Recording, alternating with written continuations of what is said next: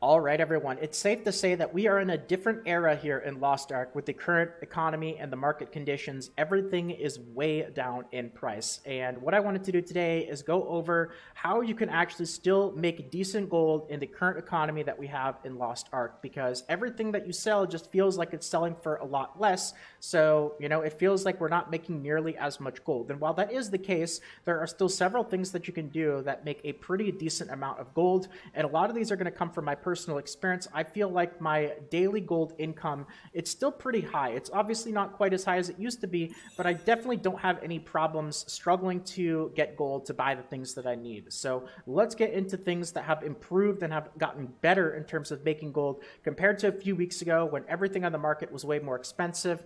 And if you take a look at the currency exchange right now on the Mari West server, you can actually end up getting blue crystals for under 400 gold per 95. They're 350 right now. This is basically 1/3 of the price that they were at their all-time peak, where it cost over 900 gold per 100 blue crystals. So everything is down, not just the exchange, everything on the market is down as well. How can you still make good money? And I want to start off with tip number one here, a very big one. It used to be big before, but it's only actually gotten bigger. And it specifically has to do with Chaos Gates, but more focused not on the actual map that you end up getting from Chaos Gates, but focused on the actual currency, these rift pieces right here. You guys will notice the more that you actually do Chaos Gates, the more that the rift pieces are actually more valuable than everything else that you end up getting. Even if you get an epic map, the reason why these rift pieces are so unbelievably valuable is because they give you an insane amount of flexibility with what to actually do with them. You can spend these on tier 3 maps for Punica if you want, but right now, I highly, highly, highly recommend that you guys avoid doing this, and that you use the rift pieces that you end up getting from your Chaos Gates on tier 1 maps. They're a lot cheaper here, and I highly recommend that you guys go and you max out all the chests that you can end up getting in Vern.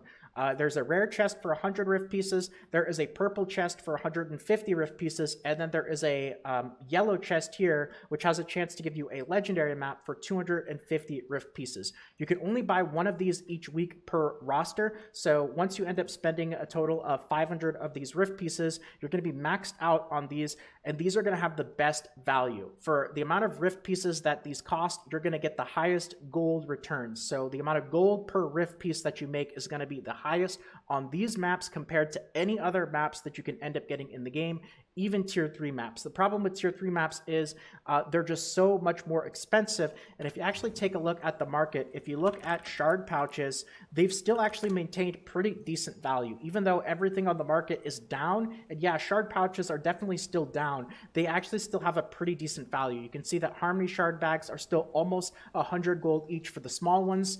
The medium bags are almost twice that because they have twice the shards, and then the large bags are 300 gold each. So every single one of these maps that you do is going to give you a guaranteed, at the very minimum, one of these small bags here.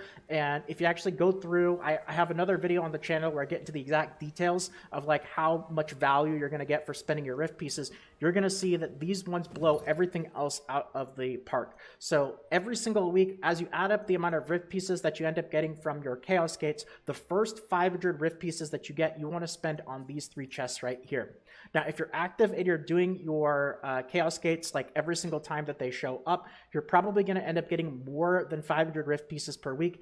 At that point, I would recommend that you go over to Rohendel and you end up getting the Rohendel chests. They're going to be a little bit more expensive. They're still going to end up giving you tier 1 materials. But you're going to notice that these 2 in particular are the best value. Still get these ones first though. Number 1 priority is get the ones from Vern. These are the lowest item level maps. They give you a little bit less of the Star's Breath, but the most of the value in these maps is going to actually come from the Harmony shard bags. Everything else is just kind of extra, so these ones absolutely take priority over anything else, including tier 3 maps. So I've actually managed to maintain a pretty good gold income just from running those low tier maps, and I still actually have some here in my storage. I'm constantly running these. I'm constantly looking for groups, and this is getting me several thousand gold per day with very, very little effort. So that's number 1 on the list right there. Now moving on to number 2 here.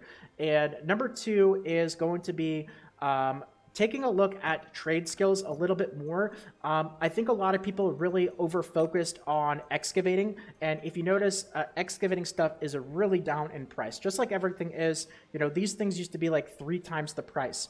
I would also not just look at excavating, even though this is commonly, you know, one of the most profitable trade skills. Take a look at everything else, because you might be surprised that there are some other trade skills here that maybe people don't really want to spend the time or effort doing. You might actually be able to make a decent amount of gold by working on these trade skills. On top of that, you're also going to be spending your work energy, making sure that that's not maxed out. You're going to be leveling up your trade skills, and you're also going to be getting world tree leaves. So you're knocking out a lot of things at once, while also you know, giving yourself the opportunity to make a pretty decent amount of gold. So this is definitely still making me probably at least 500 to 1,000 gold a day.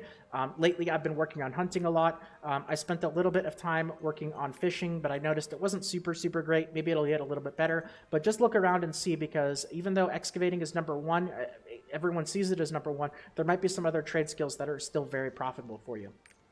All right, now let's move on to number 3. Next up on the list, let's talk a little bit about the Infinite Chaos Vendor for Tier 3, because there's certain things that have gotten a lot worse, and there's certain things that have gotten a lot better from this vendor.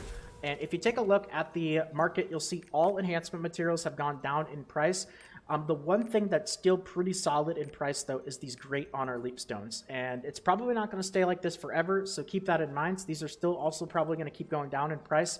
But while they're still like 100, 150 gold plus, I highly recommend that you spend some time, if you have a character in Tier 3, you do a little bit of Infinite Chaos, and that you end up buying at least some of these Great Honor Leapstones. What you really want to be on the lookout for is there anything that gives you a better than 1 gold per Shard of Purification ratio? And you can see that the first Great Honor Leapstone that you buy, if this sells for 185 gold and the first one costs me 130 shards of purification, I'm getting over 1 gold per shard of purification. Now, as you continuously buy more and more of anything in the Infinite Chaos Tier 3 shop, the prices are going to keep going up. And what you always want to be on the lookout for is what's the best gold to shard of purification ratio. And other things that I recommend besides just the Great Honor Leapstone, I'd probably buy between 3 to 7 of these to start off before anything else becomes decent. Then the Solar Blessings are still okay. The Solar Graces are still okay as well. The Solar Protections are still decent. I would probably buy the Solar Blessings and the Solar Graces first. A couple of the Guardian Stones, unless they go down even more since when I record this video, and maybe a couple of the regular Honor Leap Stones, and I'd probably avoid everything else. The Honor Shard pouches are not really worth it, and the Destruction Crystals are not really worth it. But just try to maintain as high of a gold per Shard of Purification as you can, and if you have some extra time, doing some Infinite Chaos Tier 3 runs is not a bad way to end up making some extra gold. So that's number 3 right there. Now, next up, I'll tell you guys one personally. This one might not apply to everyone, but this is how I've still been able to maintain a decent amount of daily income from gold, is doing Tier 2 Chaos Dungeons. Not Infinite Chaos, just my regular 2 daily Chaos Dungeon runs. I currently have 5 alts right now that are in Tier 2, and the reason why I emphasize Tier 2, Tier 1 is not really going to make much money anymore, because if you take a look, Guardian and Destruction Stones are just 1 and 2 gold per bundle of 10. And even though the Guardian Stones for Tier 2 have gone down, I noticed that you actually end up getting a lot more Tier 2 materials than you do Tier 3 materials. I compared a run of Chaos Dungeon. Just to get a sense here, I did a run of the lowest Tier 3 Chaos Dungeon, which was this 1100, and then the lowest of the Tier 2 Chaos Dungeon, which is the 601, and you end up getting almost twice as many Tier 2 materials per run as you do Tier 3 materials. So even though the prices on Tier 2 are a lot lower, you're going to end up getting more of the materials per Chaos Dungeon run.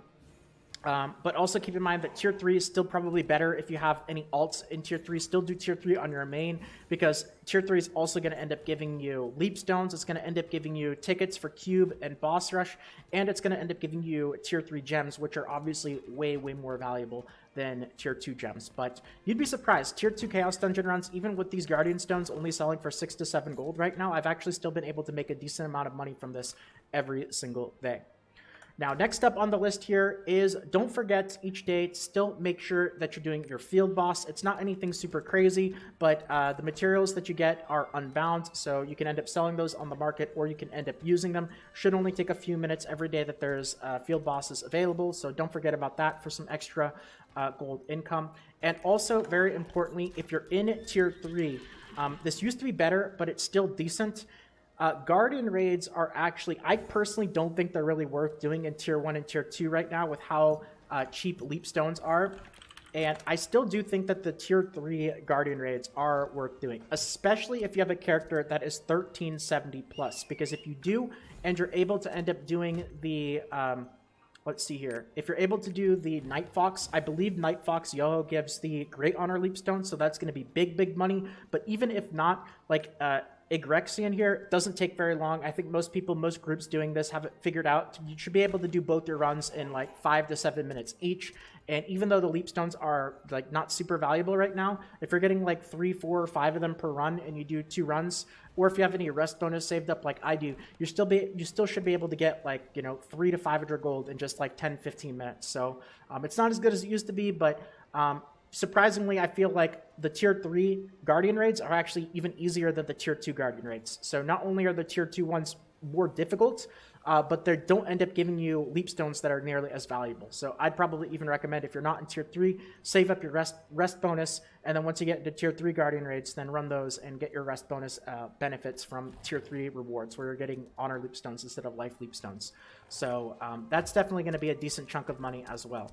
But anyway, I just wanted to point these out here because I know we're in a pretty difficult market right now. It's not easy to make money currently, and I definitely feel like it's important to keep in mind. I mentioned it at the start, but even though you might be not making as much gold, your gold is going to be worth more. The purchasing power and what your gold can actually buy, it's more valuable. So if you keep up with these tips, though, and you guys do these things that I mentioned to make gold, you still should be able to maintain a pretty decent income, daily gold income, but also hopefully you're able to take your gold further away than a few weeks ago where everything was just super inflated and very expensive to buy.